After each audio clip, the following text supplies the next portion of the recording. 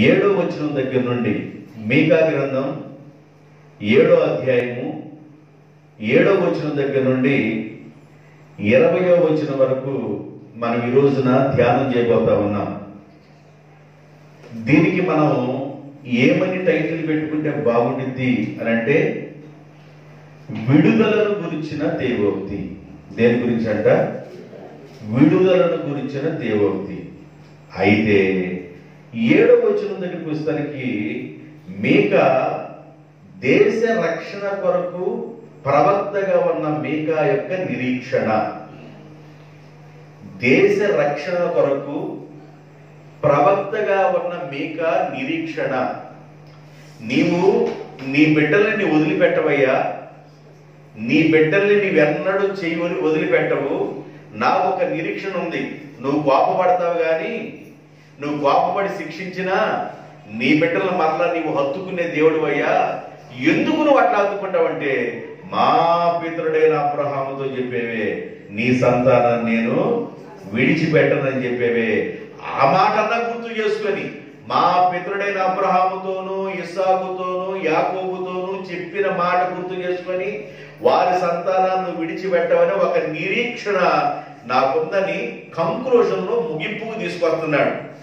7వ అధ్యాయము 7వ వచనాన్ని చదువుకుందాం. అయినను ఏమన్నా జరగని, ఇప్పుడు వరకు ఏదో జరుగుతూ వచ్చింది. దేవా, నీవు నాకు ఎన్నో బయలుపరిచినవి అన్ని మరి గ్రంథమందు రాస్తూ ఉన్నాం. అయినను యెహోవా కొరకు నేను ఎదురు చూచుచున్నాను, రక్షణకర్తయగు నా దేవుని కొరకు నేను కనిపెట్టుచున్నాను. అయినను ఏదన్నా అవనియండి, అయినను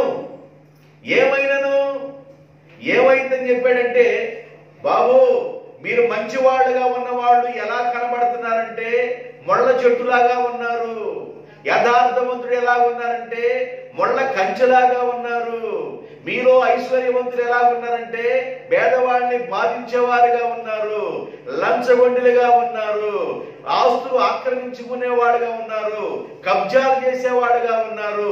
ఎన్నో బలహీనతలు ఎందుకు కనబడుతున్నాయి. అయినను యెహోవా కొరకు నేను ఎదురు చూస్తున్నా. ప్రవక్త నిరీక్షణ ఏంటంటే, యెహోవా కొరకు నేను ఎదురు చూస్తున్నాను, రక్షణకర్తయగు నా దేవుడు సన్నిధానంలో నేను కనిపెట్టుకొనుచున్నాను.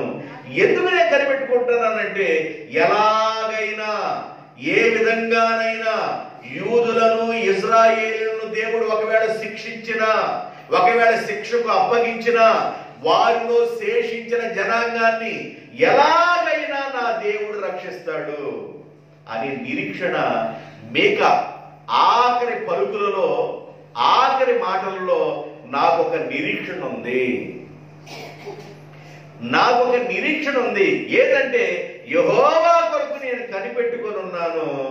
ఆయన రక్షణ అనుగ్రహించే దేవుడు, రక్షణకర్త. విలాపవాక్యాల గ్రంథం 3వ అధ్యాయము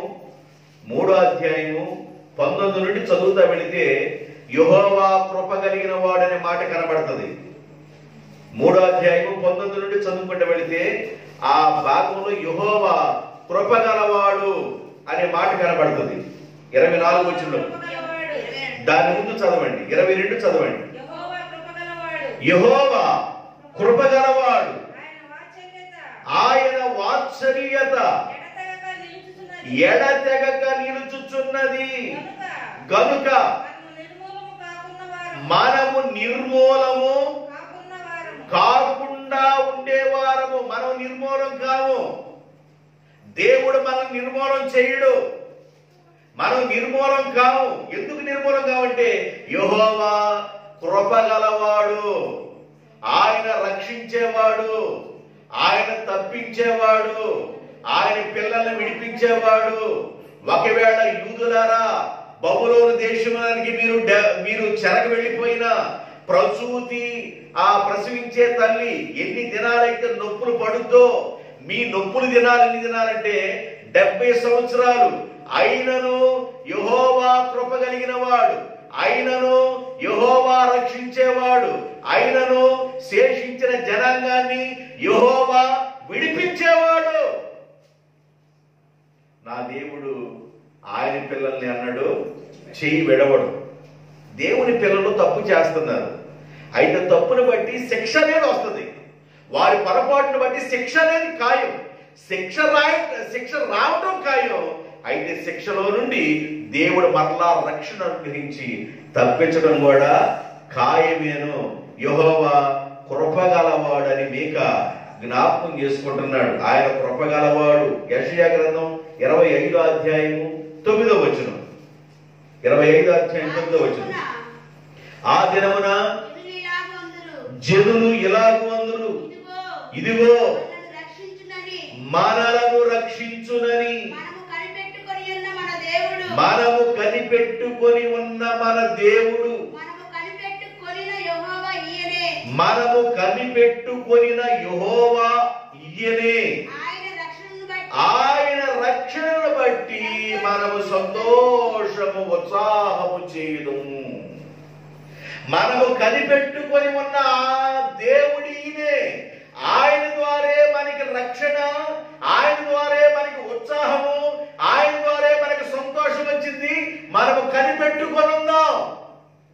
అదే మీకా గారు అంటున్నాడు, యెహోవా కొరకు నేను నిరీక్షణతో కనిపెట్టుకున్నాను. కనిపెట్టుకున్న వాళ్ళని దేవుడు విడిచిపెట్టడయ్యా. వాడు తప్పులు చేశారయ్యా, వాడు పొరపాట్లు చేశారయ్యా. ప్రవక్తగా ఉన్న నేను వారి పక్షాన విజ్ఞాపం చేస్తున్నానయ్యా. నీ కొరకు కనిపెట్టుకున్న వారిని నీవు ఎన్నడూ విడిచే దేవుడు కాదు కదా. నీ కొరకు మరి ఎదురు చూసే వాళ్ళని ఎన్నడూ విడిచిపెట్టే దేవుడు కాదు కదా అని ఈయన నిరీక్షణతో ప్రార్థన చేస్తున్నాడు ప్రవక్త అయిన మీకా.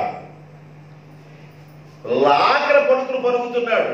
అంటే ఈ ఆఖరి పలుకులు అయిపోయిన తర్వాత యూదులకు ఇశ్రాయేలులకు ఏమి రాబోతుంది? శ్రమ రాబోతుంది. ఎందుకు రాబోతుందో మీకు చెప్పుకుంటా వచ్చాను. యూదుల్ని ఎవరు శ్రమపరచబోతున్నారంటే నినివే పట్టణాన్ని, బబులోను పట్టణాన్ని పరిపాలన చేసే నెబుకద్నెజరు రాజు యూదులను చెరగ తీసుకువెళ్ళిపోతాడు. అష్షూరు రాజు ఇశ్రాయేలుని చెరగ తీసుకువెళ్ళిపోతాడు. చాలా కష్టాలు వస్తాయి. అయినను నీ సన్నిధానం నేను కనిపెట్టుకున్నానయ్యా. నీ సన్నిధానంలో కనిపెట్టుకున్న వారికి నీవు రక్షణను, సంతోషమును, ఉత్సాహమును ఇచ్చే దేవుడు అని మీకా గ్రంథం 7వ అధ్యాయం 7వ వచనంలో జ్ఞాపకం చేశాడు. 8వ వచనం, మీకా గ్రంథం 7:8 నుండి 13 వరకు ఈ భాగం ఒకే బ్యాలెన్స్ సంబంధించింది. చదవండి. నా శత్రువా నా మీద అతిశయించవద్దు, నేను క్రింద పడినను. నేను అంటే దాని అర్థం ఏంటంటే ఇశ్రాయేలీలు యూదులందరూ అని అర్థం. నా శత్రువా నా మీద అతిశయించవద్దు, నేను క్రింద పడినను తిరిగి లేచెదను. మేము అంధకారమందు కూర్చున్నను, యెహోవా నాకు వెలుగుగా ఉండును. నేను యెహోవా దృష్టికి పాపము చేసేదని గనుక ఆయన నా పక్షమున వ్యాజ్యమాడును. నా పక్షమున న్యాయము తీర్చు వరకు నేను ఆయన కోపాగ్నిని సహింతును. ఆయన నన్ను మరలా వెలుగులోనికి రప్పించును. ఆయన నీతిని నేను మరలా ఒకరోజు చూస్తాను. నా శత్రువా నా మీద నీవు అతిశయపడవద్దు. ఇశ్రాయేలీలు యూదులందరూ కలిపి మాట్లాడుతున్నట్లుగా మీకా మాట్లాడుతున్నాడు. ఏం మాట్లాడుతున్నాడంటే, నా శత్రువా నన్ను చూసి అతిశయించవద్దు, నేను క్రింద పడినను ఆయనే నన్ను పైకి లేవనెత్తేవాడు. దేవునికి స్తోత్రం. నేను కృంగిపోయినను ఆయనే నన్ను పైకి లేవనెత్తేవాడు. నేను పడిపోయినను ఆయనే నన్ను పైకి లేవనెత్తేవాడు. నేను చీకటిలో ఉన్నా ఆయనే నన్ను వెలుగులో తీసుకొచ్చేవాడు. శత్రువా నువ్వు అతిశయించవద్దు. ఎందుకంటే యూదులకు దేవుడు ఒక ప్రామిస్ చేశాడు. యూదులు కాదండి, అబ్రహాముకు ఒక ప్రామిస్ చేశాడు. అబ్రహాముకి ఏమని ప్రార్థన చేశాడంటే, నేను నీ సంతానాన్ని ఎన్నడూ విడిచిపెట్టను. దేవునికి స్తోత్రం. ఆదిలో దేవుడు చేసిన ప్రామిస్ ప్రకటన గ్రంథం రాక వచ్చేసింది అంతే. ఆయన ఒకసారి ప్రామిస్ చేశాడంటే నిన్ను నీ పిల్లల్ని ఎన్నడూ విడిచిపెట్టడు. దేవుడు ప్రామిస్ అంత గొప్పది. మనం ఏదన్నా ప్రమాణం చేస్తే తెల్లారి ఆ ప్రమాణం మర్చిపోతావేమో, మనం ఏదన్నా ఒక వాగ్దానం చేస్తే తెల్లారితే మర్చిపోతావేమో, దేవుడి కొరకు ఏదైనా చేయాలనుకుంటే ఒకవేళ మన మనసులో అనుకుని ఉంటే తెల్లారి దాన్ని వదిలిపెడతావేమో. దేవుడు ఒక ప్రామిస్ గా చేస్తే ప్రామిస్ లో నుండి పక్కకి వెళ్ళేవాడు కాదు మనం ఆరాధించే దేవుడు. నెరవేరేంత వరకు కూడా మన వెన్ను అంటి ఉండే దేవుడు. దేవునికి స్తోత్రం. ఏమని ప్రామిస్ చేశాడు అబ్రహాం? నీవు లేచి 12వ అధ్యాయం, నీ బంధువుల ఇంటి నుండి, నీ స్వదేశము నుండి, నీ తల్లిదండ్రుల నుండి బయలుదేరి నేను చూపించే దేశమునకు వెళ్ళు. నిన్ను గొప్ప జనముగా చేసి నిన్ను ఆశీర్వదించేదను, నీ నామమును గొప్ప చేస్తాను, నీవు ఆశీర్వాదకరముగా ఉందువు, నిన్ను ఆశీర్వదించే వారిని ఆశీర్వదిస్తాను, నిన్ను దూషించే వారిని. ఇదంతా అబ్రహాము యొక్క జనరేషన్ సంబంధించిన వాగ్దానం. అబ్రహాం యొక్క పిల్లలకు సంబంధించిన వాగ్దానం. నిన్ను దూషించిన వారిని నేనేం చేస్తాను? ఈ రోజున అశూరు వారు నిన్ను దూషించబోతున్నారు. ఈ రోజున బబులోను వారు నిన్ను దూషించబోతున్నారు.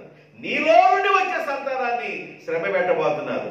ఆయనను నేను వాళ్ళని శపించి మరలా నీ సంతానాన్ని చీకటిలో నుండి వెలుగులోనికి తీసుకొస్తాను. నా శత్రువా, నువ్వు అతిశయించవద్దు, నేను క్రింద పడిన తిరిగి లేపిస్తాను. కీర్తన గ్రంథం 42వ కీర్తన 3వ వచనం, 35వ కీర్తన 26వ వచనం. జనులు అంటున్నారు నీ దేవుడు ఏమాయనని, వారు నిత్యము నాతో అంటున్నారు. రాత్రింబవళ్ళు నా కన్నీళ్లు నాకు అన్నపానములాయను. నా శత్రువు నా మీద అతిశయపడుతున్నాడు. నీ దేవుడు ఏమైపోయాడు? నీ దేవుడు నిన్ను రక్షించడం లేదా? నీ దేవుడు నిన్ను విమోచించడం లేదా? నీ దేవుడు ఏమైపోయాడని నా శత్రువు నా మీద అంటున్నారయ్యా. నాకు అన్నపానం, నా కన్నీళ్ళు అన్నపానములు అయిపోతుంది. రక్షించేది నీవే ప్రభు అని కీర్తనకారుడు ప్రార్థన చేస్తున్నాడు. 35:26 కూడా. నా అపాయమును చూసి సంతోషించే వారందరూ అవమానము నొందుదురుగాక. నా అవమానమును చూసి సంతోషించే వారందరూ లజ్జపడుదురుగాక. నా మీద అతిశయపడువారు సిగ్గుపడి అపకీర్తి పాలగుదురుగాక. ఎందుకంటే నా శత్రువు నన్ను చూసి అపహాస్యం చేస్తున్నాడు. నా శత్రువు నన్ను చూసి అతిశయపడుతున్నాడు. నా శత్రువు చేతుల నుండి నా దేవుడు విడిపించేవాడు. నా శత్రువు చేతుల నుంచి నేను పడినను ఆయనే నన్ను లేవనెత్తేవాడు. ఒకవేళ నేను చీకట్లో ఉన్నా ఆయనే నన్ను వెలుగులో తీసుకొచ్చేవాడు. కాబట్టి శత్రువా, నువ్వు అతిశయపడవద్దు అని మీకా గారు, ప్రవక్తగా ఉన్న మీకా ఆఖరి పలుకులు పలుకుతున్నాడు. ఏమని పలుకుతున్నాడంటే, ఓ శత్రువా, నువ్వు అతిశయపడబాకు. ఎవరు శత్రువులు? బబులోను వారు. ఎవరు శత్రువులు? అశూరు వారు. మీరు అతిశయపడబాకండి. మీ చేతిలో నుండి దేవుడు ఒకవేళ పడిపోయిన వారిని కూడా మరలా తిరిగి తీసుకొస్తాడు, లేవనెత్తాడు. చీకటిలోకి వెళ్ళినా కూడా వాళ్ళ దేవుడు మరలా ఎక్కడ తీసుకొస్తాడు? వెలుగులోనికి తీసుకొస్తాడు. మన దేవుడు మన పిల్లలుగా ఉన్నవాడిని కూడా వెలుగులోకి నడిపించేవాడుగా ఉన్నాడనే ఉద్దేశంతో మనం ప్రార్థన చెయ్యాలి. ఆయన శత్రువుకు మనల్ని అప్పగించడు. అప్పగించబడటానికి కారణాలు చెప్పుకొచ్చాడు ఇప్పుడు దాకా. ఎందుకు వాళ్ళు శత్రువుకి అప్పగించబడుతున్నారో కారణాలు చెప్పుకొచ్చారు. కష్టాలు ఎందుకు వస్తున్నాయో చెప్పుకొచ్చాడు. అయితే వాటన్నిటిలో నుండి మరలా దేవుడు రక్షించి తీసుకొస్తాడు. 11వ వచనం, 7-11 మీకా గ్రంథం. నీ గోడలు మరలా తిరిగి కట్టించదను. నీ గోడలు మరలా తిరిగి నేను కట్టించు దినము వచ్చుచున్నది. నీ సరిహద్దులు విశాలపరచబడును.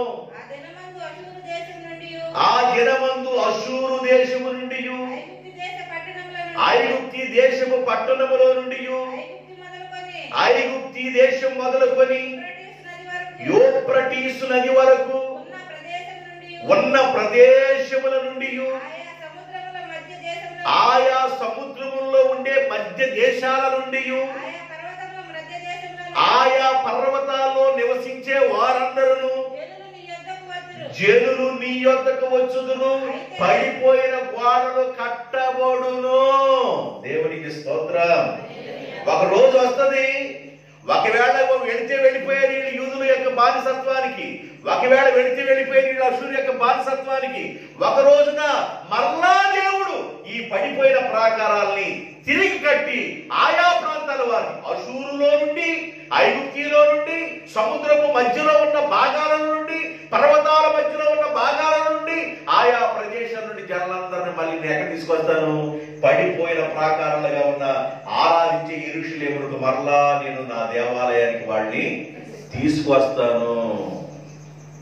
యెరూషలేము యెహోవాయే కట్టుచున్నవాడను,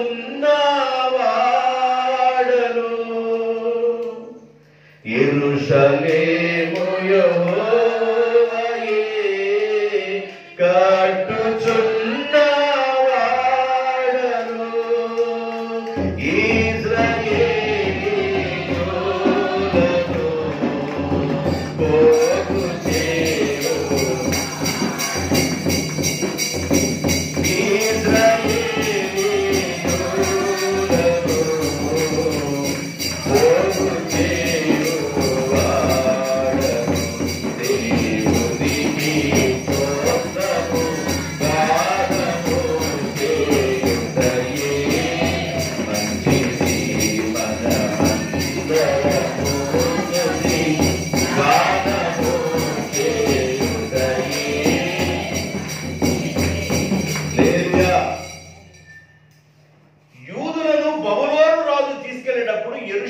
దేవాలయాన్ని పాడు చేశాడు. యెరూషలేము దేవాలయంలో బంగారాన్ని దోసుకెళ్ళిపోయాడు. యెరూషలేము దేవాలయములో ఉన్న ఉపకరణాలను తీసుకెళ్ళిపోయాడు. యెరూషలేము దేవాలయములో ఉన్న కాడు కడుక్కోవడానికి ఉన్న గంగాళా తీసుకెళ్ళిపోయాడు. వస్తువులన్నీ పట్టుకెళ్ళిపోయాడు బబులోను దేశం. అయితే మేకా ప్రవక్త అంటాడు, ఏ గోడలైతే పడిపోయినాయో మరలా ఆ గోడలను నా దేవుడు తిరిగి కట్టబోతున్నాడు.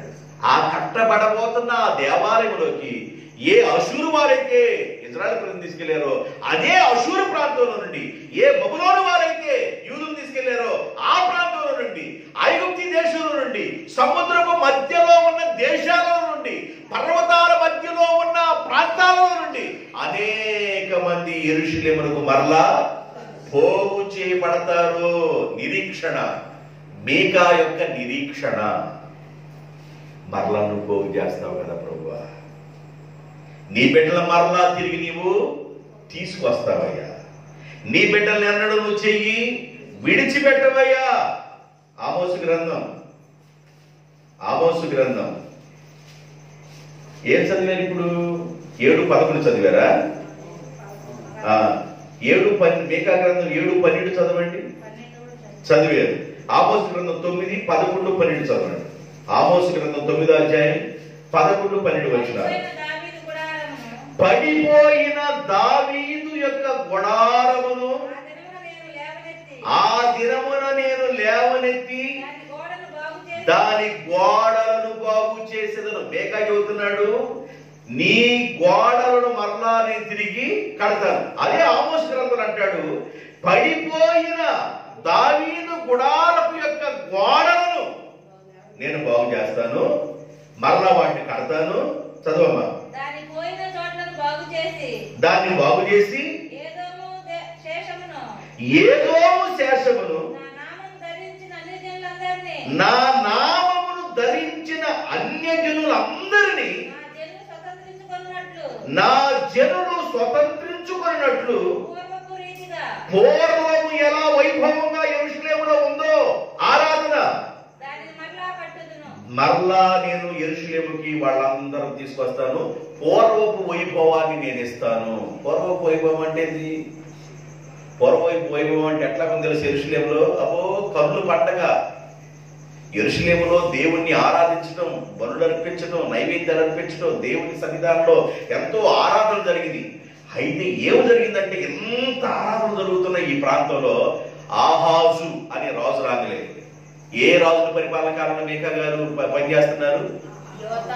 యోతాము, ఆహాజు, హిజ్కియా. యోతాము, ఆహాజు రాజు, హిజ్కియా రాజు. ఆహాజు రాజు కాలంలో బొత్తిగా యెరూషలేము చెడిపోయింది. ఆహాజు రాజు కాలంలో యెరూషలేము పూర్తిగా విగ్రహాలకు వెళ్ళిపోయింది. యోదయా ప్రాంతం పల్లెల్లో, పట్టణాల్లో, గొంతుల్లో, సందుల్లో గుళ్ళు నిర్మించడం ప్రారంభించారు. అయితే ఎక్కడ పాడైపోయిందో ఆ పాడైపోయిన దావీదు గుడారాన్ని మరలా నేను తిరిగి కడతాను, పడిపోయిన గోడలు నేను బాగు చేస్తాను, అన్ని జనులు కూడా యెరూషలేముకు వచ్చి దేవుణ్ణి ఆరాధించడానికి ఆ రోజున వస్తారు. ఆమోసు ప్రవక్త చెబుతున్న మాట ఇది. యెషయా గ్రంథం 11వ అధ్యాయము 16వ వచనం. 11-16. కావున ఐగుప్తు దేశము నుండి ఇశ్రాయేలీయులు వచ్చిన దినమున వారికి దారి కలిగినట్లు అషూరు నుండి వచ్చు ఆయన ప్రజల శేషమును. ఎంత క్లియర్ గా వివరిస్తున్నారు చూడండి. ఐగుప్తు దేశం నుండి ఇజ్రాయెల్ ప్రజలు వచ్చినప్పుడు వారికి దారి ఎలాగైతే కలిగిందో, ఇప్పుడు ఇజ్రాయెల్ ప్రజలు అషూరుకి వెళ్ళిపోయారు కదా, వాడు కూడా అషూరు నుండి వచ్చేటప్పుడు ఆయన ప్రజలలో శేషించిన వారికి రాజమార్గముండును. దేవునికి స్తోత్రం. ఎంత క్లియర్ గా ప్రవచిస్తున్నాడు యెషయా గారు, ఎంత క్లియర్ గా చెబుతున్నాడు ఆమోసు గారు. అషూరుకి వెళ్ళిపోయిన వారు అషూరులోనే ఉండరు, బబులోనికి వెళ్ళిన వారు బబులోనే ఉండరు. వాళ్ళ మరలా తిరిగి తీసుకొచ్చేటప్పుడు ఐగుప్తు దేశం నుండి ఇజ్రాయెల్ ప్రజలు వచ్చేటప్పుడు ఎలాగైతే రాజమార్గంలో వచ్చారో, బబులోను వారు కానివ్వండి, అషూరు వారు కానివ్వండి, రాజ్య మార్గంలో వచ్చి మరలా పడిపోయిన ప్రాకారాలు కట్టబడతాయి. అక్కడ మరలా ఆరాధన ప్రారంభమవుతుంది అని మీకా నిరీక్షణతో పలుకుతున్న మాటలు ఇవి. ఆఖరి మాటలు కదా, నిరీక్షణ కలిగి మాట్లాడుతున్నాడు. ముగించబోతున్నాడు కదా, నిరీక్షణ కలిగి మాట్లాడుతున్నాడు. మేఘా గ్రంథం 7:13 వచనం. అయితే ఒక విషయం వినండి, దేశములో ఉన్న నివాసులు చేసిన క్రియలను బట్టి దేశము ఎట్లాగైనా పాడైంది. వారు చేసిన పాపమును బట్టి, చదవండి, అయిపోయిందా వచనం? దేశ నివాసులు చేసిన క్రియలు అనగా వారి పాపమును బట్టి ఖచ్చితంగా దేశం ఏమైపోయింది? పాడైంది. ఇప్పుడే నిరీక్షణతో మాట్లాడుకుంటూ వచ్చి 13వ వచనం దగ్గరికి రాగలే, అయినాను వీళ్ళు చేసిన తప్పును బట్టి దేశం ఏమైపోద్ది? పాడైంది. అన్ని గుర్తు చేస్తున్నాడు, నిరీక్షణ గుర్తు చేస్తున్నాడు, వారు చేసిన పనులు మళ్ళీ జ్ఞాపకం చేసుకొని, అయినను మీరు చేసిన పాపమును బట్టి, దోషమును బట్టి దేశం ఏమైపోతుంది? పాడైపోతుంది. దేశము పాడైపోవాలన్నా, కుటుంబం పాడైపోవాలన్నా, గ్రామం పాడైపోవాలన్నా పాపమే దానికి కారణము, దోషమే దానికి కారణము. దోషము గాని అతిక్రమాన్ని గాని తీసేసుకోకుండా గాని, ఒకవేళ కప్పుకొని గాని, ఒకవేళ దాచుకొని గాని, ఒకవేళ ప్రార్థన చేసినట్లయితే ఆ దేశము గాని, ఆ కుటుంబం గాని వర్ధిల్లదో. బైబిల్ ఏం చెప్తుందంటే, అతిక్రమములు దాచిపెట్టువాడు వర్ధిల్లడు, వాటిని ఒప్పుకొని విడిచిపెట్టువాడు కనికరమును పొందును. దేవుని యొక్క కనికరం, దేవుని యొక్క దీవెన, దేవుని యొక్క ఆశీర్వాదం, దేవుని యొక్క దయ ఒక వ్యక్తి మీదకి రావాలన్నా, ఒక కుటుంబం మీదకి రావాలన్నా, ఒక గ్రామం మీదకి రావాలన్నా, ఒక పట్టణం మీదకి రావాలన్నా, ఒక దేశం మీదకి రావాలన్నా అతిక్రమాలు లోపల పెట్టుకొని ప్రార్థన చేస్తే లాభం లేదు. వాటిని ఒప్పుకొని కక్కేసి విడిచిపెడితే ఆ కుటుంబం దీవించబడింది. దేవునికి స్తోత్రం. కుటుంబాలు దీవించబడకపోవడానికి కారణాలేంది? వ్యక్తులు దీవించబడకపోవడానికి కారణమేంది? ఆశీర్వాదం ఎందుకు దూరం అవుతుందంటే అతిక్రమాలు దాచిపెట్టుకొని లోపలికి పెట్టుకొని లోపల ఉంచుకోవలసిన లోపలే ఉంచుకొని ఒకవేళ పెదవులతో ఉచ్చరించి ప్రార్థన చేయటం వల్ల దానివల్ల వచ్చేదేం లేదు, ఒరిగేదేమి కూడా లేదు. వచ్చే లాభం లేదు, ఒరిగేది కూడా ఏమి లేదు. లోపలున్న బలహీనతల్ని మనం దేవుని ఎదుట ఒప్పుకొని, దేవా నేను దోషంలో ఉన్నాను, నేను అతిక్రమంలో ఉన్నాను, నేను పాపంలో ఉన్నాను, నన్ను క్షమించాయంటే దేవుడు నిన్ను కౌగిలించుకొని ఎత్తుకొని ముద్దాడుతూ నీ పాపాన్ని ఆయన వీపు వెనక పడేస్తాడు. దేవునికి స్తోత్రం. నీ పాపములు ఇక మీద ఎన్నడూ జ్ఞాపకం చేసుకుండా సముద్రపు అగాధంలో పడేస్తానన్నాడు. తూర్పుకి పడమరికి ఎంత దూరం అవుతుందో అంత దూరం చేస్తాను మీ పాపాలు అన్నాడు. అయితే మనం ఒప్పుకొని విడిచిపెట్టేసేయాలి మీ పాపాన్ని. మేక అంటాడు, నాకైతే ఒక నిరీక్షణ ఉంది, అయినను ప్రస్తుతం ఏంటంటే మీ దోషమును బట్టి దేశంకి ఏమొస్తుంది, శిక్ష అనేది వచ్చింది. ఇర్మియా గ్రంథం 21వ అధ్యాయం 14వ వచనం. ఇర్మియా గ్రంథం 21వ అధ్యాయం 14వ వచనం. మీ క్రియల ఫలమును బట్టి మిమ్ములను నేను దండించెదను.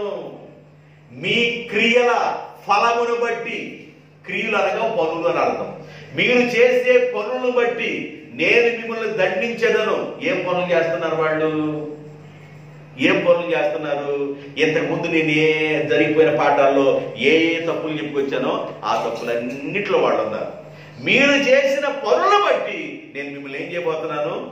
దండించబోతున్నాను. హేజీయేలు గ్రంథం 15వ అధ్యాయం 8వ వచనం. 15వ అధ్యాయం 8వ వచనం. హేజీయేలు గ్రంథం 15:8. వారు నా విషయమై విశ్వాసఘాతకులైరి గనుక నేను దేశమును పాడు చేసేదను. దేశము పాడవడానికి గల కారణం ఏంటంటే విశ్వాసులు విశ్వాసఘాతకులయ్యారు. విశ్వాసులు ఏమైపోయారు? విశ్వాసఘాతకులైపోయారు. ప్రార్థనా పరులు ప్రార్థన లేని వాళ్ళు అయిపోయారు. కనిపెట్టేవారు కనిపెడతల్లా. ప్రభు పాదాల దగ్గర ఉండేవాడు ప్రభు పాదాల దగ్గర ఉంటల్లా. ఇష్టానుసారంగా ఉన్నారు. కాబట్టి మీ దోషమును బట్టి నేను మిమ్మల్ని దండించబోతున్నాను. మీ క్రియల ఫలాన్ని బట్టి నేను దండించబోతున్నాను. మీ విశ్వాస ఘాతకాన్ని బట్టి విశ్వాసులుగా ఉన్న మీలో విశ్వాస ఘాతకులయ్యారు కనుక మీ దేశమును నేనేం చేయబోతున్నాను? శిక్షించబోతున్నాను, పాడు చేయబోతున్నాను. ముందేమన్నా నిరీక్షణ కలిగి మేకా ప్రార్థన చేస్తూ అయినను 13వ వచనం దగ్గరికి వచ్చి అంటాడు, అయినను శిక్ష మాత్రం తప్పదు. ఎందుకంటే విశ్వాసఘాతకులు ఉన్నారు కదా, ఎందుకంటే దేవుడు వదిలిపెట్టిన వారిగా ఉన్నారు కదా, ఎందుకంటే దేవుడు మర్చిపోయిన వారిగా ఉన్నారు కదా, ఎందుకంటే ఆయనకి ఇష్టమైన పనులు మీరు చేస్తున్నారు కదా, అందువల్ల ఖచ్చితంగా దేశం మీదకే వచ్చింది శిక్ష వస్తుందని తీరుస్తూ వస్తున్నాడు. ముగింపు మాటలు 7వ అధ్యాయం 14వ వచనం. 7వ అధ్యాయం 14. ఈ మాటలు జాగ్రత్తనండి. 14, 15, 16 ఈ 3 వచనాలు దేవుని మాటలు. గుర్తుపెట్టుకోండి. నేను ముగింపులకు వచ్చేసా, జాగ్రత్త వినాలి. మేకా గ్రంథం 7వ అధ్యాయము 14, 15, 16 వచనాలు దేవుని మాటలు. అవి దేవుడు ఏం మాట్లాడుతున్నాడు చూడండి. నీ చేతి కర్ర తీసుకొని నీ జనులను కర్మేలునకు చేరిన ఆగండి, అక్కడ వరకు ఆగండి, కింద తర్వాత చూద్దాం. నీ జనులను నీ చేతి కర్ర తీసుకొని కర్మేలునకు అనే మాట వాడుతున్నాడు. కర్మేలు అంటే తెలియాలిగా, అంతే చెబుతా, వెడమర్చి చెప్పుకుంటూ వస్తా. నీ దేశ జనులను నీ జనులను కర్మేలునకు. కర్మేలు అంటే ఏంది? ఫలవంతమైన స్థలము. ఏ స్థలం అంట? యెషయా గ్రంథం 37వ అధ్యాయము 24వ వచనం. యెషయా గ్రంథం 37వ అధ్యాయము 24వ వచనం.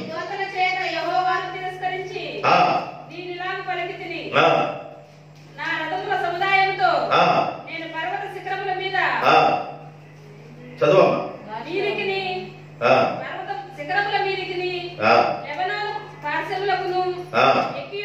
ఎక్కి ఉన్నా శ్రేష్టమైన సరళ వృక్షములను నరికివేసి ఉన్నాను. వాని దూరపు సరిహద్దులోనున్న సత్రములలోనికి కర్మేలు ఫలవంతమైన అంతవరకు చాలుగా మనకి ఎంత భజన ఎందుకు? కర్మేలు ఫలవంతమైన స్థలము. నేను కర్మేలు గురించి చెబుతున్నా, మీరు అక్కడికి వెళ్ళిపోవాలి. కర్మేలు అనగా వచ్చిన చెప్పేశారు కదా. కర్మేలు అనేది ఫలవంతమైన స్థలము, క్షేత్రము, స్థలము, క్షేత్రము. నానా కర్మేలు అంటే ఏంటంట చెప్పండి. కర్మేలు అంటే ఏంది? ఫలవంతమైన క్షేత్రము లేదా స్థలము. కర్మేలు నీ జనులను కర్మేలునకు అంటే ఏంది? ఫలవంతమైన స్థలమునకు, క్షేత్రమునకు. చదవమ్మా, 14 వచ్చిన చదవాలి. ఇప్పుడు నీ జనులను, మీరు అక్కడికి వెళ్ళాలని 14 వచ్చిన అవుబట్ల నీ జనులను కర్మేలునకు చేర్చిన. కర్మేలు అనగా మీకేం అర్థం కావాలి? ఫలవంతమైన స్థలములోనికి, క్షేత్రములోకి మిమ్మల్ని చేరుస్తాను. అడవిలో ప్రత్యేకముగా నివసించు నీ స్వాస్థ్యపు వారిని మేపుము. నువ్వు కర్ర తీసుకొని కర్మేలుకు తీసుకెళ్లి అక్కడ నీ గొర్రెల్ని, నీ జనాల్ని మేపు. అది ఫలవంతమైన స్థలం. మేపు. బాషానులోను గిలాదులోను వారు పూర్వకాలము వేసినట్లు మేయుదురు. ఆగండి.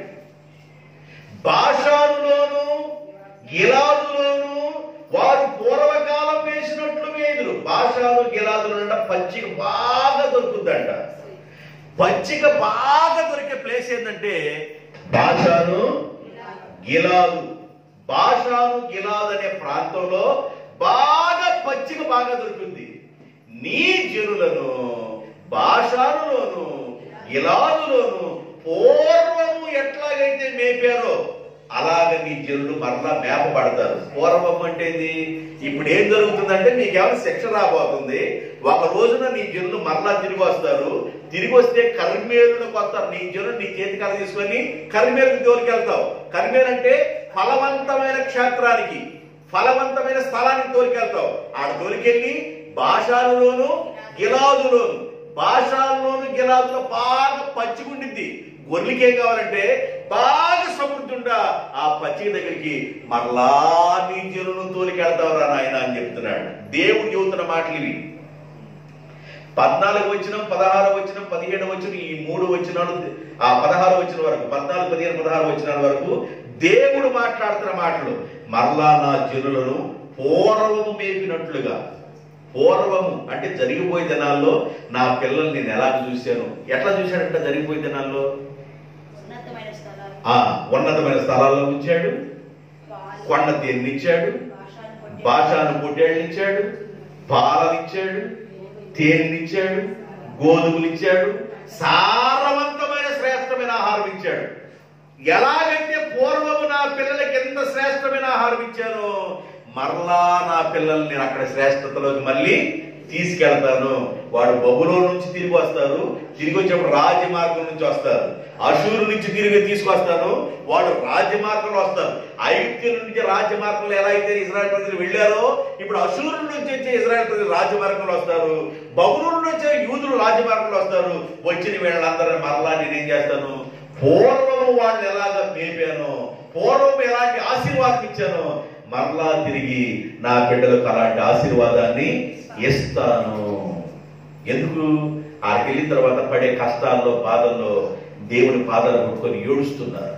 అయ్యా, అషూరు నుండి మమ్మల్ని విడిపించయ్యా. మేము తప్పు చేసామయ్యా, మేము దోషం చేసామయ్యా, మేము శిక్షణ పాత్రులేనయ్యా. అయితే మా దోషాన్ని మేము ఒప్పుకుంటున్నాం నాయన, మా అతిక్రమాన్ని మేము ఒప్పుకుంటున్నాం నాయన, మా విధేయతని మేము ఒప్పుకుంటున్నాం నాయన, మా పాపాన్ని మేము ఒప్పుకుంటున్నాం నాయన, మా బలహీనతలు మేము ఒప్పుకుంటున్నాం నాయన అని బబులోనులో ఉన్నవాడు, అషూరులో ఉన్నవాడు ఏడుస్తుంటే దేవుడు అంటున్నాడు, మరలా నేను మిమ్మల్ని మేపుతాను. దేవునికి స్తోత్రం. 15వ వచనం. ఐగుప్తు దేశములో నుండి నీవు వచ్చినప్పుడు జరిగినట్లుగా నేను మరలా నా జనులకు అద్భుతములను కనపరుతును. ఆగండి. ఐగుప్తు దేశం నుండి వచ్చినప్పుడు జనులకి అద్భుతాలు కనపరిచాడు దేవుడు. ఐగుప్తి దేశం నుండి వచ్చేటప్పుడు ఇజ్రాయెల్ ప్రజలు ఐగుప్తి దేశం నుండి కానానికి వెళ్ళేటప్పుడు అద్భుతాలు చేశాడు. ఏ అద్భుతాలు చేశాడు? ఎర్ర సముద్రం ఏమైంది? పాయైపోయింది.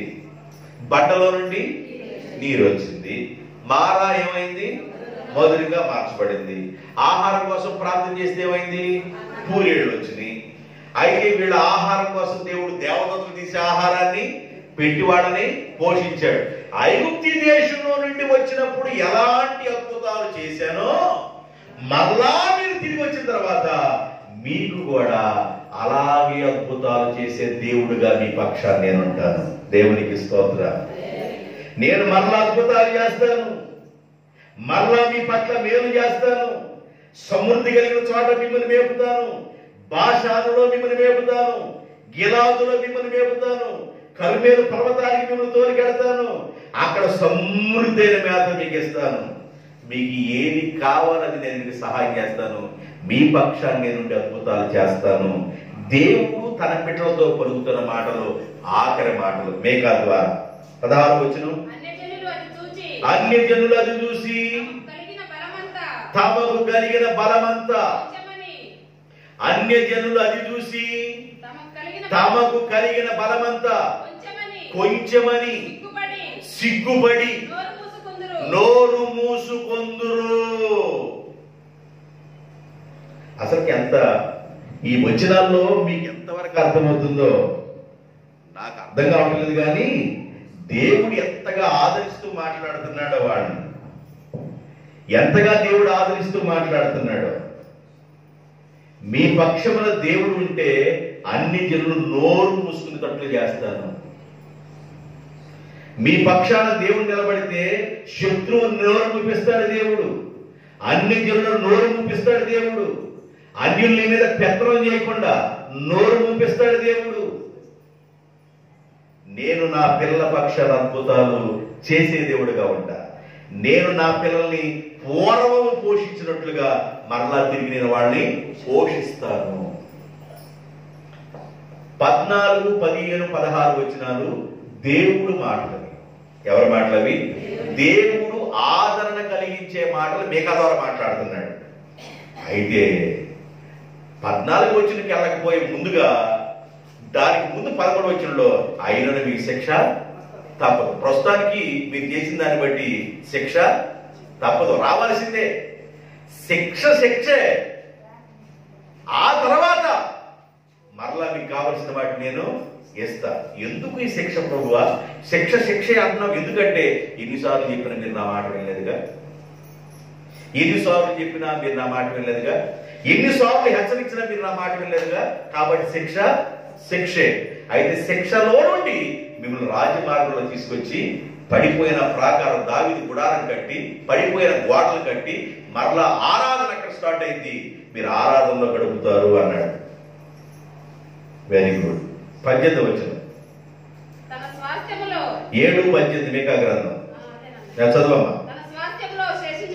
తన స్వాస్థ్యములో ఇంకా 3 వచనాలు మాత్రమే ఉన్నాయి, జాగ్రత్త వినండి.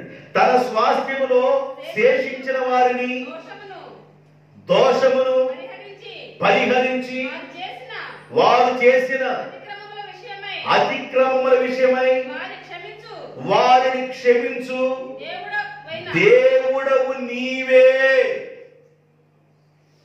అయ్యా, ఇక నువ్వు క్షమించకపోతే ఎవరు క్షమిస్తారయ్యా? నీవే క్షమించే దేవుడవు. దేవునికి స్తోత్రం. మీకా యాహూ అనే పేరుకి అర్థం ఏంటంటే యెహోవా నీ వంటి వాడు ఎవరు? నీ వంటి వాడు ఎవరంటే దాని అర్థం నీకులాగా క్షమించే దేవుడు ఎవరయ్యా? నీవే క్షమించేవాడివి, నీవే మన్నించేవాడివి.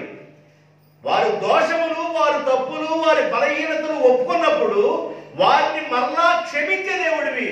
నీ వంటి దేవుడు ఎవరయ్యా అంటున్నాడు మేకా. 14, 15, 16 వచనంలో ఏమన్నా దేవుడు ఆదరిస్తూ ఓదారుస్తూ మాట్లాడుతున్నాడు. మరలా ఇక్కడ ప్రవక్త మాట్లాడుతున్నాడు 18వ వచనంలో. ఏమంటాడంటే నీవు క్షమించే దేవుడు అయ్యా. దేవుడు ఎలాంటి వాడంట? క్షమించే దేవుడు. నిర్గమాకాండ 15వ అధ్యాయం 11వ వచనం. 17, 11 103వ కీర్తన 8, 9 వచనాలు. యెహోవా వేల్పులలో నీ వంటి వాడు ఎవరు? పరిశుద్ధతను బట్టి నీవు మహనీయుడవు.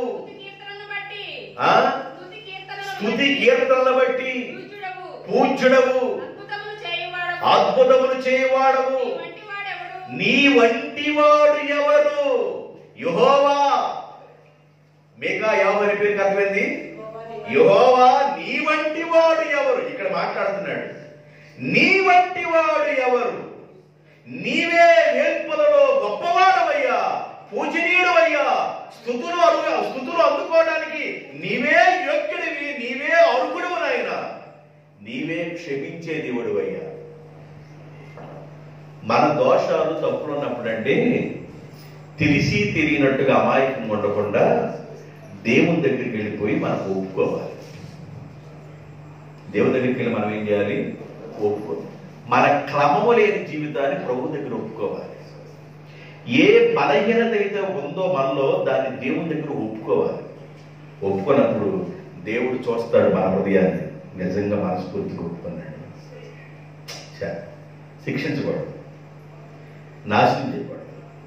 నినివే పట్టణంలో 1,20,000 మంది నాశనం చేద్దామనుకున్నాను, కానీ వాళ్ళు ఒప్పుకుంటున్నారుగా, వాళ్ళ దోషాలు ఒప్పుకుంటున్నారుగా, వాళ్ళ తప్పును ఒప్పుకుంటున్నారుగా. నేనైతే వాళ్ళు శిక్షించాలి.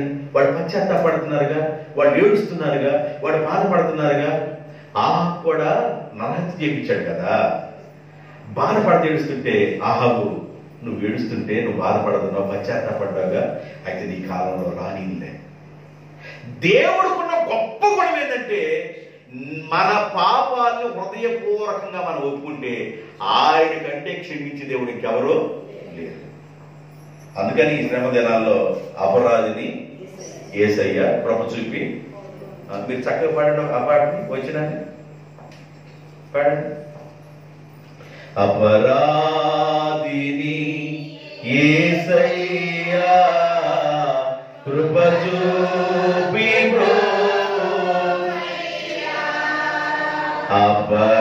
అపరాధిని యేసయ్య కృప చూపి బ్రోమయ్యా, నెపమేంచదయని కృపలో, నెపమేంచదయని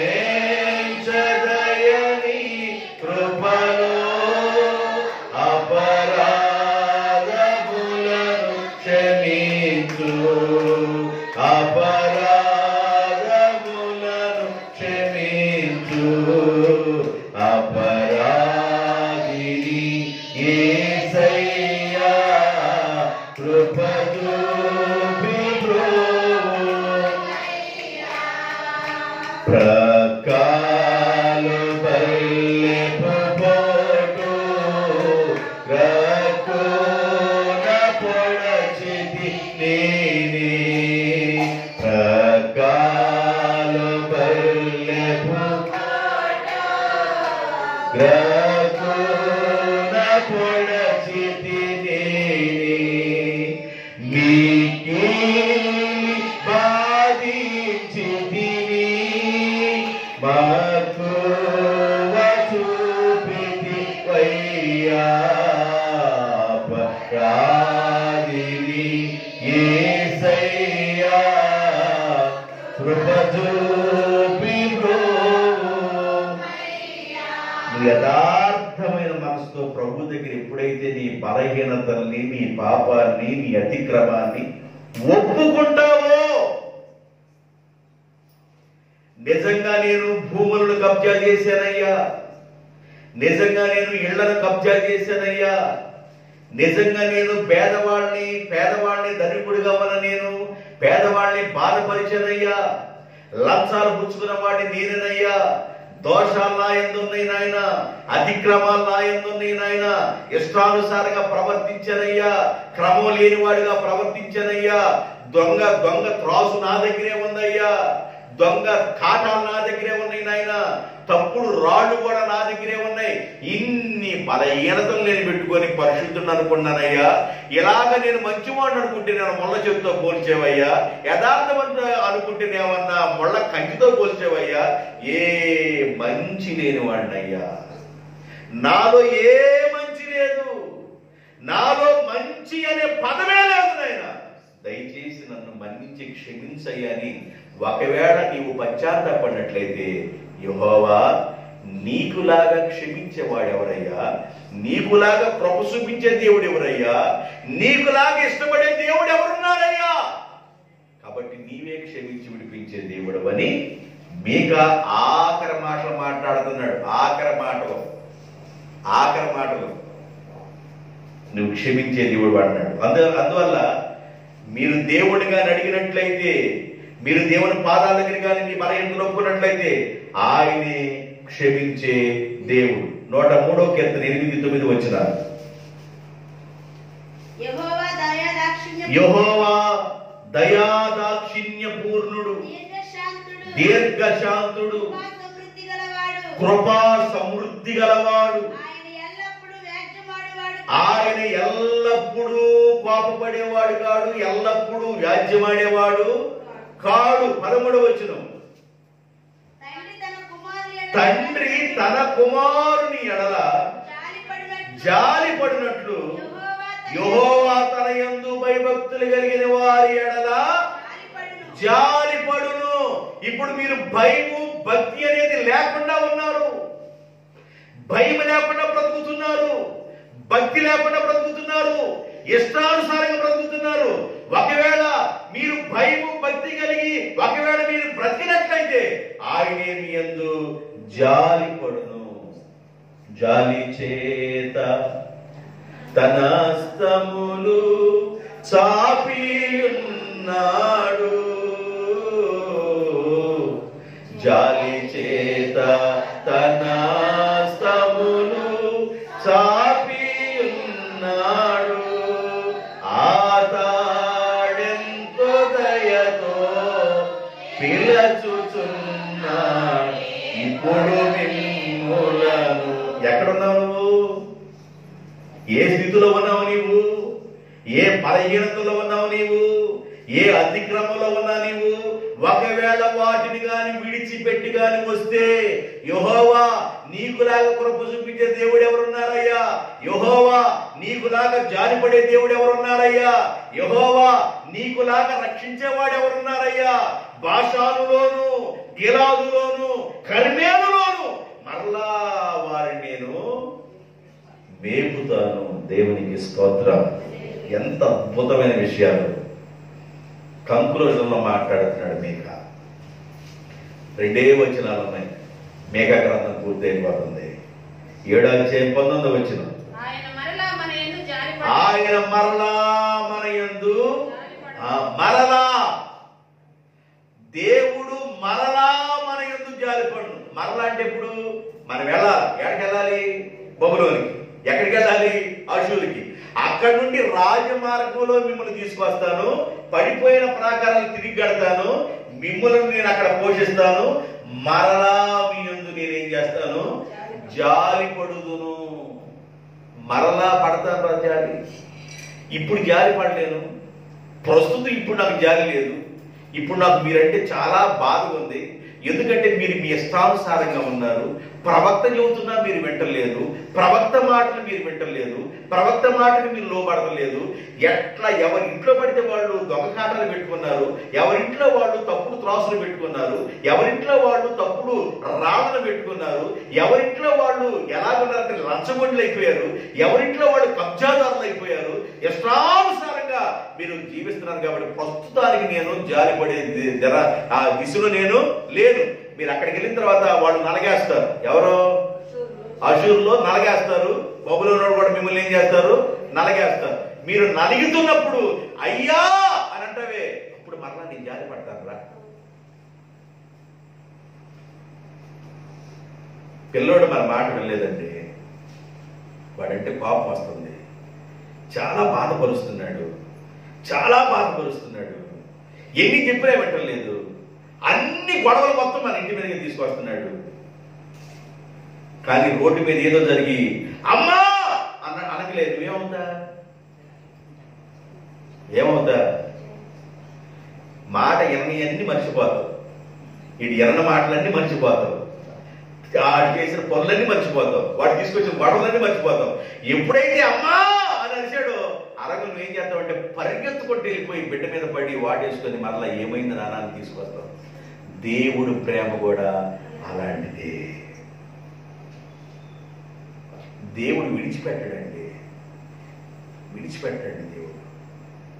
అయితే దేవుడు విడిచిపెట్టడని నీ బలహీనతలో నువ్వు ఉండబాకు, దేవుడు విడిచిపెట్టడని నీ పాపంలో నువ్వు ఉండబాకు, దేవుడు విడిచిపెట్టడని ఎవరి విధానంలో వాడు అక్రమంగా జీవించబాకండి, లంచగొండలుగా జీవించబాకండి, అక్రమైన సంపాదన కాశపడబాకండి. జాగ్రత్త సుమా, జాగ్రత్త. దేవుడు నిన్ను ప్రేమిస్తున్నాడు. నాకు బాగా ఇష్టం ఈ పాట.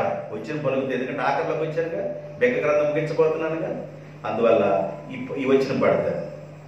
విడువాను నిన్ను ఎడబాయన అభయము సంగిన దేవా, నా అభయము సంగిన దేవా, విడువాను నిన్ను ఎడబాయనని నా అభయము సంగిన దేవా, నా అభయము సంగిన దేవా. పందులు మేపుచు ఆకలి బాధతో పొట్టులు వేసిన దుష్టుడనయ్యా, పందులు మేపుచు ఆకలి బాధతో పొట్టులు వేసిన దుష్టుడనయ్యా, నీ దరి చేరినయ్యా, కుమారునిగా చేసితివి నన్ను, నీ కుమారునిగా. ఎంత ప్రేమ కలిగించేవాడంటే పందులు తినే పండు దగ్గరికి వెళ్ళిపోయి, నాకెందుకు వచ్చింది ఈ కర్మ, నాకెందుకు వచ్చింది ఈ బాధ, ఎందుకు నేను బొమ్మలో ఎంత ఇబ్బంది పడాలి, ఎందుకు నేను అశువులో ఎంత ఇబ్బంది పడాలి, ఈ ఇబ్బందులు మొత్తానికి కారణాలేంది ఒక్కొక్కటి ఒక్కొక్కటి ఒక్కొక్కటి ఒక్కొక్కటి ఒక్కొక్కటి ఒప్పుకొని వాడు ఎప్పుడైతే విడిచిపెట్టారో దేవుడు అన్నాడు, నిన్ను మరలా రాజ్య మార్గంలో తీసుకొస్తా. దేవునికి స్తోత్రం. రాజ్య మార్గంలో మిమ్మల్ని తీసుకొస్తాను. తీసుకొచ్చి పూర్వము మిమ్మల్ని ఎలా మేపాను, పూర్వము మిమ్మల్ని ఎలా పోషించాను, అలాగా బాషానులోను, కర్మేలులోను, గిలాదులోను మరలా మిమ్మలను మేత కలిగిన స్థానంలో మేపుతాను. మీకు కావలసినవి మరలా ఇస్తాను, మిమ్మల్ని ఆశీర్వదిస్తాను. దేవునికి స్తోత్రం. దేవుడు తన బిడ్డల్ని ఇప్పుడు విడిచిపెట్టాడండి. నీవెన్నిసార్లు దేవుని మర్చిపోయావు, ఎన్నిసార్లు దేవుని విడిచిపెట్టావు, ఎన్నిసార్లు క్రమం తప్పి ప్రవర్తించావు. అనుకూలత ఉన్నా కూడా దేవుణ్ణి ఆరాధన చేయకుండా ఎన్నిసార్లు ఉన్నావు. ఆరోగ్యం బాగా ఉన్నా కూడా దేవుని దగ్గరికి రాని దినాలెన్ని. మగాడు బాగా నొప్పులు వచ్చి గుజ్జు మొత్తం పోయిన తర్వాత నడవలేని పరిస్థితి అంటే అది వేరు. అప్పుడు కూడా నడుచుకుంటా సుబ్బారావు దగ్గరకు, లేకపోతే పాపారావు దగ్గరకు, అప్పారావు దగ్గరికి వెళ్తాం కదా. ఆడగంటే గొప్పవాడు కదా దేవుడు. దేవుని దగ్గర నడవాలి కదా. దేవుడు ఆరోగ్యం ఇచ్చాడు కదా, ఆయుష్ ఇచ్చాడు కదా, మంచి ఆరోగ్యం ఇచ్చాడు కదా, రోగాల నుండి బయట వేసాడు కదా, వ్యసనాల నుండి బయట వేసాడు కదా. దేవుడిని నీవు ఆరాధించాలి కదా. భయం భక్తి లేకుండా ప్రవర్తించకూడదు. అర్థమవుతుందా? కాబట్టి నువ్వెంతైతే దేవునికి భయపడతావో అంతగా దేవుని ప్రేమకు దగ్గర అవుతావు. దేవునికి స్తోత్రం. హల్లెలూయా. ఆయన మన యందు జారిపడును. హెస్కేలు గ్రంథం 33 అధ్యాయం 11 వచనం. 33:11. హెజ్కేలు గ్రంథం 33:11. కాగా వారితో ఇట్లనుము, నా జీవము తోడు దుర్మార్గుడు మరణము నొందుట వలన నాకు సంతోషము లేదు. దుర్మార్గుడు తన దుర్మార్గత నుండి మరలి బ్రతుకుట వలన నాకు సంతోషము కదా. దుర్మార్గుడు తన దుర్మార్గతలోను, దుష్టుడు తన దుష్టత్వంలో మరణించడం నాకు ఇష్టము లేదు. దుర్మార్గుడు తన దుర్మార్గత నుండి, దుష్టుడు తన దుష్టత్వం నుండి విడువబడి వాడు నా మార్గంలోకి వస్తే అదే నాకు సంతోషం కదా. నీవు దుర్మార్గతలో జీవించడం, మరణించడం నాకు ఇష్టం. అందుకే నీతో మాట్లాడుతున్నా నేను ఈ రాత్రి. నీ దుర్మార్గతలో చనిపోవడం నాకు ఇష్టం లేదు. నీ పాపంలో చనిపోవడం నాకు ఇష్టం లేదు. నీ అతిక్రమాలను చనిపోవడం నాకు ఇష్టం లేదు. ఈ రోజు రాత్రి వేళ నేను నీతో మాట్లాడే మాట ఏంటంటే, నీ దుర్మార్గతను విడిస్తే, నీ దుష్టత్వాలను విడిస్తే, నీవు నా తట్టు తిరిగితే మరలా నేను నీ యందు సంతోషపడతాను, జాలి పడే దేవుడు అన్నాడు. ఎంత ప్రేమపూర్వకంగా మాట్లాడతాడు. నీ దుష్టత్వంలో మరణిస్తే నాకు ఇష్టం లేదయ్యా. నీ దుర్మార్గతను చచ్చిపోతే నాకు ఇష్టం లేదయ్యా. నీ దుర్మార్గతను విడిచిపెట్టేసేయి, నీ దుష్టత్వాన్ని విడిచిపెట్టేయి, నీ అతిక్రమాన్ని విడిచిపెట్టేసేయి. నువ్వు నా తట్టు తిరిగితే నేను నీ యందు సంతోషిస్తాను, జాలి పడే దేవుడుగా ఉంటాను. 7వ అధ్యాయం 19వ వచనం ముగించుకున్నాం. 7వ అధ్యాయం ఆఖరి వచనం 20వ వచనం. మేకా గ్రంథం 7లోకి వెళ్ళాలి. మళ్ళా 20 చదవండి.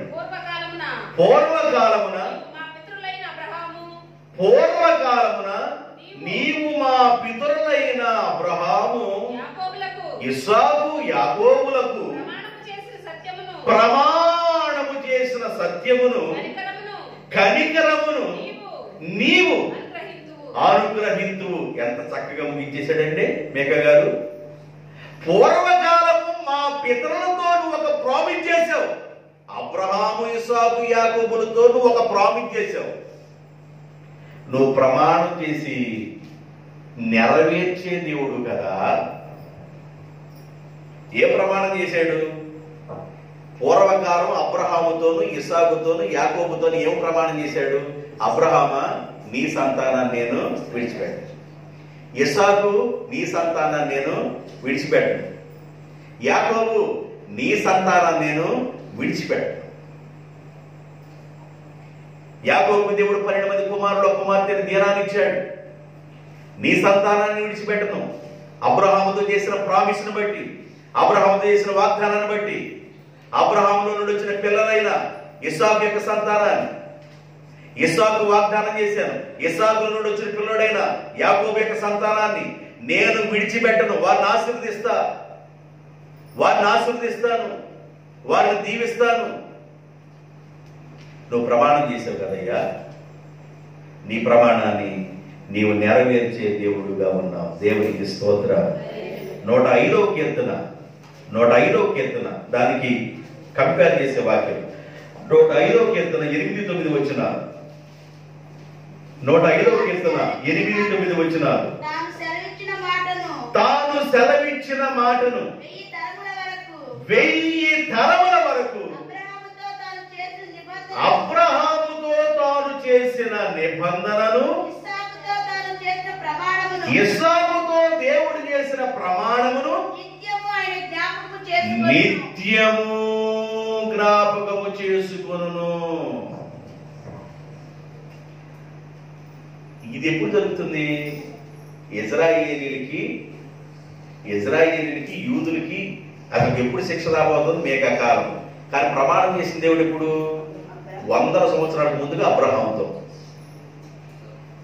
100 సంవత్సరాల ముందుగా చేసిన అబ్రహాముతో చేసిన ప్రామిస్ ని దేవుడు గుర్తు చేసుకుంటున్నాడు. ఆదాము దగ్గర నుండి నోవాహు వరకు 1000 సంవత్సరాలు గతించింది కదా. నోవాహు దగ్గర నుండి మరలా అబ్రహాం దగ్గరికి కొంతకాలం గడిచింది. అబ్రహాం దగ్గర నుండి మళ్ళీ యూదుల బబులోనికి వెళ్ళడానికి, ఇజ్రాయేలు అషూరుకి వెళ్ళడానికి కొంత టైం గడిచింది. ఎంత గ్యాప్ లో కూడా దేవుడు అన్నాడు, నేను చేసిన ప్రామిస్ ని నేను మర్చిపోను. ఇప్పుడు కాదు, మరలా ప్రభు వచ్చేంత వరకు కూడా, రెండో రాకడ అంటాం చూసేవా, మరలా ఆయన వచ్చేంత వరకు కూడా యూదులను ఇజ్రాయేలును దేవుడు మరిచిపోడు. దేవునికి స్తోత్రం. మర్చిపోడు. ఎవరితో ప్రామిస్ చేశాడు ఆయన? అబ్రహాముతోను ఇస్సాకుతో ప్రామిస్ చేశాడు. ఆ ప్రామిస్ నేను మర్చిపోను. వారు చేసిన ప్రామిస్ ని ఇక్కడ ఏమంటాడంటే కీర్తన గ్రంథంలో, తన పిల్లలకు, మళ్ళీ చదువుతారా, తాను సెలవిచ్చిన మాట 1000 తరముల వరకు అబ్రహాముతోను చేసిన నిబంధనను, ఇస్సాకుతో చేసిన ప్రమాణమును నేను నిత్యము జ్ఞాపకం చేసుకుంటాను. 1000 తరాలు జ్ఞాపకం చేసుకుంటాను. వాడితో దేవుడు మాట ఇస్తే తరతరాలు జ్ఞాపకం చేసుకుంటున్నాడు. నీతో దేవుడు ఏదన్నా మాట ఇచ్చాడా? ఇస్తే దేవుడు అంటాడు, నేను నిన్ను కూడా వాళ్ళ జ్ఞాపకం చేసుకున్నట్టే జ్ఞాపకం చేసుకుంటాను, మిమ్మల్ని కూడా నేను విడిచిపెట్టాను. అందువల్ల ఏం చేయాలంటే, దేవుని పాదాల దగ్గర ప్రార్థన చేసి నీవు దేవుని దగ్గర నుండి ఒక వాగ్దానాన్ని పొందాలి. నీవు గాని దేవుని దగ్గర నుండి ఒక వాగ్దానం పొందితే ఆ వాగ్దానం నీకు, నీ పిల్లల పిల్లల పిల్లలకు సంబంధించిన వాగ్దానంగా దేవుడు చేస్తాడు. అబ్రహాము దేవుడు చేసిన వాగ్దానం వారి పిల్లలకు సంబంధించినట్టు చేశాడు. అయ్యా, మేకా గారు ముగింపు మాట్లాడాడు, నీవు అబ్రహాముతో చేసిన మాటను బట్టి, ఇస్సాకుతో చేసిన ప్రమాణాన్ని బట్టి నీ సంతానాన్ని నీవు విడిచిపెట్టవు. నువ్వు మరవద్దయ్యా, నువ్వు విడిచిపెట్టొద్దయ్యా. ప్రస్తుతం వాడి దోషాన్ని బట్టి, వాడి తప్పును బట్టి బబులోను వాళ్ళు యెరూషలేము వాళ్ళని తీసుకెళ్ళిపోతున్నారు. అషూరు వారు ఇజ్రాయేల్ తీసుకెళ్తున్నారు షోమ్రోనులోనండి. అయితే మా పితరుడైన అబ్రహాముతోను ఇస్సాకుతో ఒక మాట చెప్పావు కదా, నీ మాటను బట్టి ఒకసారి గుర్తు చేసుకోవా. నీ మాటను బట్టి వాడు వదిలిపెట్టొద్దయ్యా, వాడు కనికరించయ్యా అని ప్రవక్త వాళ్ళ పక్షాన జ్ఞాపకం చేస్తూ దేవునికి వాగ్దానాన్ని, మేకా గ్రంథాన్ని బోధించాడు. మమ్మల్ని జ్ఞాపకం చేసుకో. ఒకసారి మోకరించండి, ప్రార్థన చేద్దాం.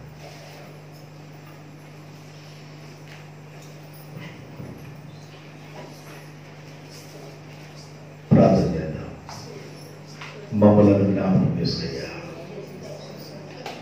మా పితరులను జ్ఞాపకం చేసుకున్నట్లుగా మమ్మల్ని కూడా జ్ఞాపకం చేసుకయ్యా, మమ్మల్ని కూడా జ్ఞాపకం చేసుకయ్యా. ఒక 2 నిమిషాలు అందరూ ప్రార్థన చేయండి. దేవుడు మీకా గ్రంథం ద్వారా ఎన్నో విషయాలు బయలుపరిచాడు, ఎన్నో విషయాలు మాట్లాడాడు. మమ్మల్ని జ్ఞాపకం చేసుకయ్యా, మమ్మల్ని విడిచిపెట్టద్దయ్యా. నా దోషం, మా దోషం మా పిల్లల్ని ఏలొద్దయ్యా. నా అతిక్రమం, మా అతిక్రమం, మా దోషమును మా బిడ్డల్ని తరమొద్దయ్యా. మమ్మల్ని జ్ఞాపకం చేసుకయ్యా, మమ్మల్ని జ్ఞాపకం చేసుకయ్యా. నీలాగా క్షమించే దేవుడు ఎవరున్నారయ్యా? నీలాగా జారిపడే దేవుడు ఎవరున్నారయ్యా? నీలాగా తండ్రి నాయనా మీ పిల్లల్ని ప్రేమించే